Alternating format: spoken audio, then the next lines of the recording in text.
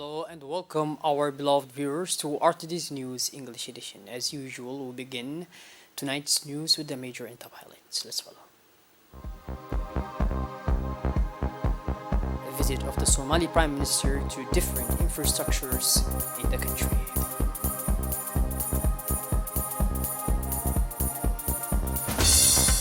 2022 towards a record year for two emissions from fossil fuels in the international scene on climate change. Those were our major top highlights. Welcome back to our newsroom, our beloved viewers. As part of his official visit to Djibouti, the Somali Prime Minister, Mr. Hamza Abdi Bare, visited the Regional Observatory Center for Research on the Environment and Climate. In his trip, he was accompanied by the Minister of Communication in charge of Posts and Telecommunication, Mr. Radwan Abdullahi Bahdon, and the Minister of Energy, Mr. Yunus Ali Gidi. On his arrival, he was received with great pomp by the Minister of Higher Education and Research, Dr. Nabil Muhammad Ahmed, and officials of the said center.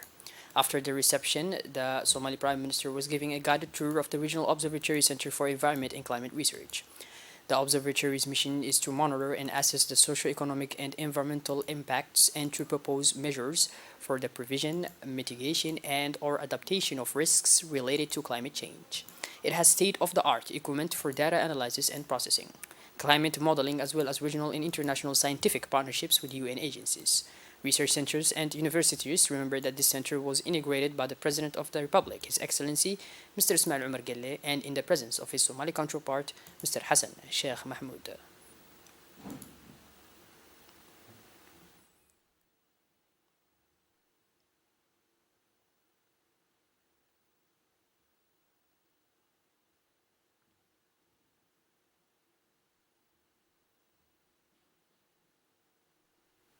As part of his visit to Djibouti, the Somali Prime Minister Mr. Hamza Abdi Barik, accompanied by the Minister of Communication, went to the Police Academy Idris Farah Habane, where Somali police officers are trained. Upon his arrival, the Somali Prime Minister was welcomed by the Minister of Interior Mr. Said Nuh and the Director General of the National Police Colonel Abdurrahman Ali Kahin. After a brief welcome by the Director of the Academy, Commander Umar Yusuf Umar, the Somali delegation elected watched two reports summarizing the training of the Somali police officers trained by the Italian and Djiboutian police officers.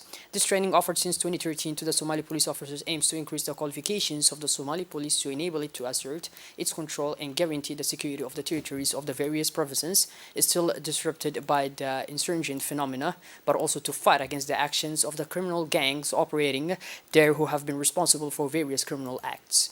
During the 9 weeks of training, the Somali police officers will be trained in the various disciplines of police intervention in the field of protection of public order, investigation techniques on crime scene, and the protection of personalities, in a word, how to ensure the security of people and property at any time and in any place in Somalia, and know how that they will have to apply in the accomplishment of their missions back home.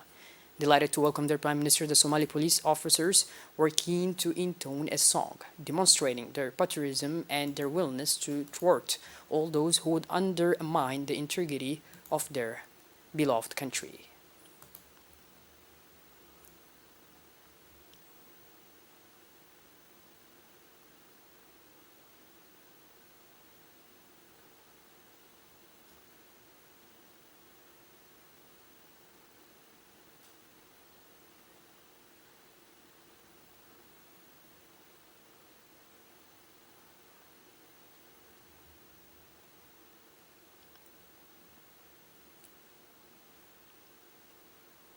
In his speech, the Somali Prime Minister Mr. Hamza Abdi Bare expressed his thanks and appreciation to Djibouti and Italy for their efforts to implement these training courses for the Somali trainees. Let's listen.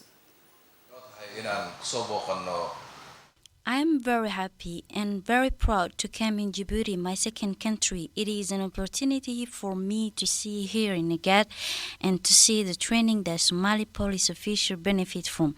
I thank you, my Djiboutian brother, for your unfailing support, and I also thank the Italian commander who have been here to train our soldiers since 2013. I'm talking to the policemen here. You came to Djibouti for training, so be aware that your training will serve you to protect your country and to ensure security and peacekeeping. The training center Sheikh Musa of the National Gendarmerie, located at PK23, hosted this past Wednesday a ceremony marking the closing of a per-deployment training intended for security professionals from East African countries under the aegis of the Eastern African Standby Forces.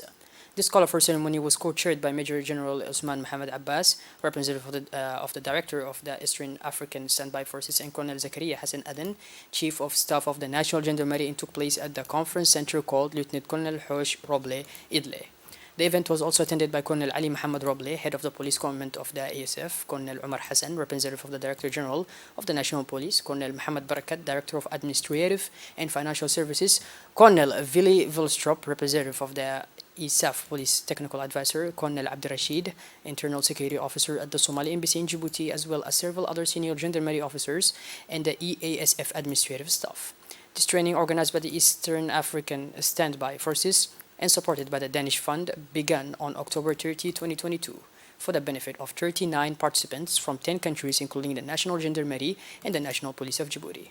During the ceremony, the 39 participants received the scrolls from the attending officials and posed together for the traditional family photo before proceeding to refreshments. On behalf of the Royal Danish Kingdom and the Danish National Police Commissioners Department, I am giving my closing remarks to this important course. I'd like to congratulate you all for having completed this African Union Police Officers course at the Gendarmerie School in the beautiful country of Djibouti. This course was scheduled to have initiated more than 40 participants from 10 different countries. The General Representative of the Director of the East African Standby Forces and co-chairman of the ceremony paid a tribute to the Chief of Staff of the National Gendarmerie for the warm welcome and honors he received. It is such a privilege and honor for me to witness the successful completion of this important activity. On behalf of the ESF fraternity, I want to thank most sincerely the ESF for the efforts put into preparations and for the warm welcome and hospitality rendered to all of us during the duration we have been in Djibouti. The support for this activity has been quite immense. I cannot also forget to thank the course facilitators and mentors for the efforts made to ensure the successful conduct of the course. Also allow me to register our gratitude to our partners for sponsoring this course and for their curricula. Has sadly witnessed a number of conflicts and calamities which are manifestation of the lack of an efficient peace and security mechanism to prevent and resolve conflicts in this region. The Colonel Chief of Staff of the Gendarmerie, co-chairman of the event, began his speech by addressing his warmest thanks to the management of the East African Standby Forces for having chosen the training school for the Gendarmerie located at PK23 to organize the training and for its confidence and interest in the Gendarmerie of Djibouti.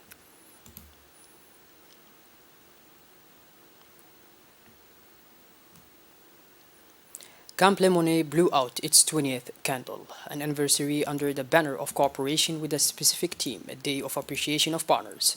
In other words, the Republic of Djibouti, France, Spain, Italy, and Japan, in other words, the combined joint task forces of the Horn of Africa. The event highlighted the partnership between the nations it was to illustrate but also to promote the unwavering commitment to security and stability in Africa, as well as the special partnership with the Republic of Djibouti for defense, diplomacy, and also other development activities. This day of appreciation of the partners allowed the different partners to exhibit their equipment, presentations of their actions, and other entities in charge of the activities with the population, but also exposed planes. This anniversary marked with a white stone has allowed hundreds of people, including members of the government, senior officers of the Djiboutian army, all came to attend this 20th anniversary, which was crowned with success. It should be noted that during these 20 years, Camp Lemonnier is the only American military installation that has been in place for a long time. Today, Camp Lemonnier is the only forward operating site and permanent U.S. base and logistics hub on the entire African continent.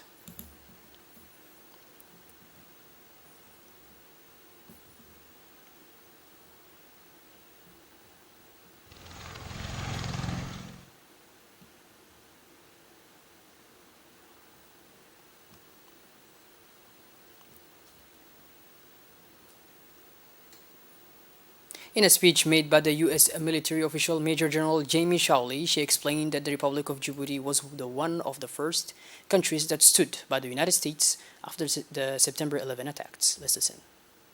If you can't tell, for everyone to be here, because it's a tremendous opportunity not only to commemorate and celebrate a 20-year milestone in this friendship, but truly it is just a moment in time as we look forward to this enduring relationship. Truly, truly, following the heinous attacks on 9/11, the United States desperately needed a friend here. And Djibouti was that friend, and the French forces extended a hand, and they remain so today. So from here, from this place, and from this relationship, we push back against the tyranny and devastation of terrorism.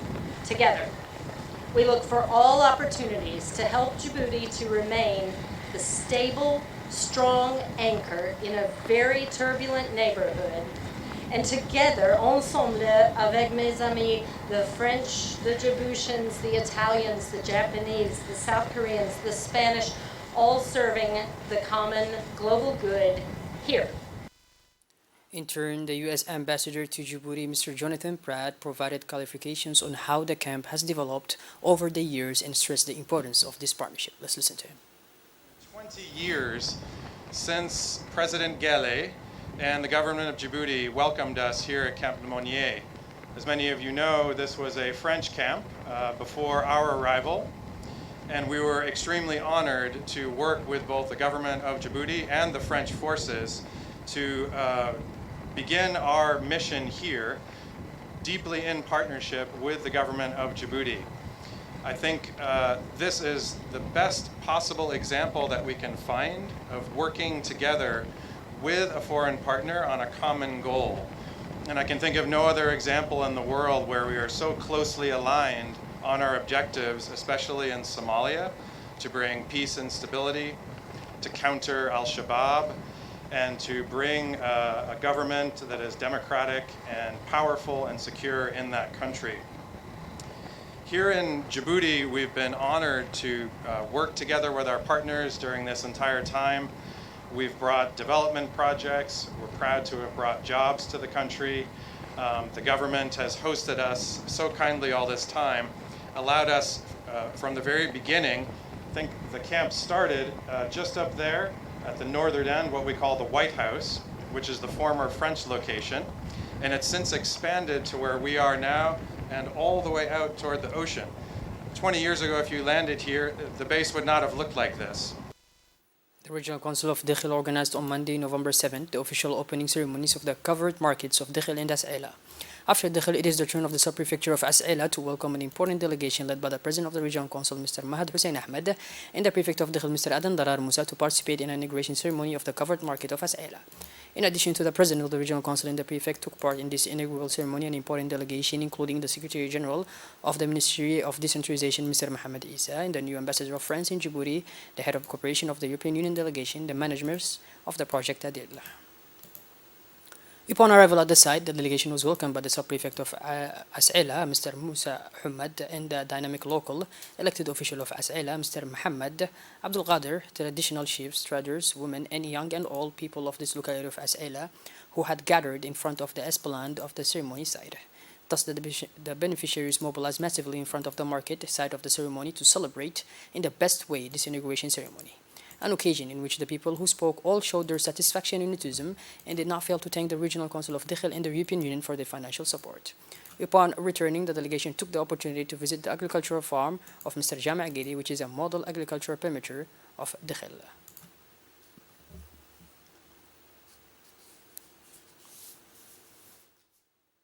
In the framework of the project, civil society participation in governments and local development in Djibouti, financed by the European Union and implemented by the International Association of Francophone Mayors, a mission to inform and sensitize CSO members on the call for proposals is organized in the 5 regions and communes of Djibouti.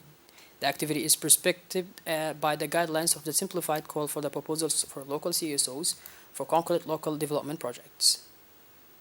Indeed, point 9 states that no later than 15 days after the launch of the call for proposals, an information session on the call for proposals will be organized and conducted by the project team in the 5 regions of the interior and in the 3 communes of Djibouti City. The general objective of the mission is to provide methodological support to CSOs for a better understanding of the essential points of guidelines and instructions for filling out the grant application form in order to produce quality offers. Especially, the mission will allow the project team to explain the key points of the guidelines, objectives and priorities, amount, eligibility, criteria, eligible actions, type of activity, application content, and submission of application, evaluation and selection, review the structures for filling out the application form with practical examples, identify questions, concerns. The Tajura region hosted the mission team in the meeting room of the regional council on Wednesday. The meeting brought together about 20 representatives of CSOs active in the region. As part of the fight against illegal trade, the National Customs, in close cooperation with the National Police, yesterday put out a hand on a significant amount of khat smuggling. It was about 20 packages of khat transported by smugglers intercepted during a routine operation near the river, located a few stones through from the university campus. According to the procedure enforced, the totality of the seized khat was destroyed by fire in the presence of Mr. Yahya Musa Ege, the head of the Customs Division of the Arta region. During his speech, the head of the Customs Division of Arta region, Mr. Yahya Musa Ege, welcomed the success of the operation and warned the traffickers. Moving on towards the international scene now, carbon dioxide emissions from the consumption of fossil energy from gas, oil, and coal will exceed the record level in 2022 after a decline during the COVID-19 pandemic. More details with Qasira. Produced by the consumption of a fossil fuel, oil, gas will exceed the record level in 2022 after the Earth hole due to the COVID, according to a study published today. Total emission of this greenhouse gas, the main cause of a global warming, including those produced by the deforestation, will almost return to the level of 2019, leaving at this rate only a chance in 2 of avoiding and exceeding global warming, 1.5 degree in 9 years, according to scientists from the Global Carbon Project. Fossil-based, the CO2 gas emission are expected to increase by 1% compared to 2021 to reach the 36.6 billion tons, slightly above 2019 level before COVID-19, according to their calculation. Well, by this, our beloved viewers, we finally conclude this edition. Thank you for being with us and make sure to tune in later for more. Have a wonderful evening. Take care.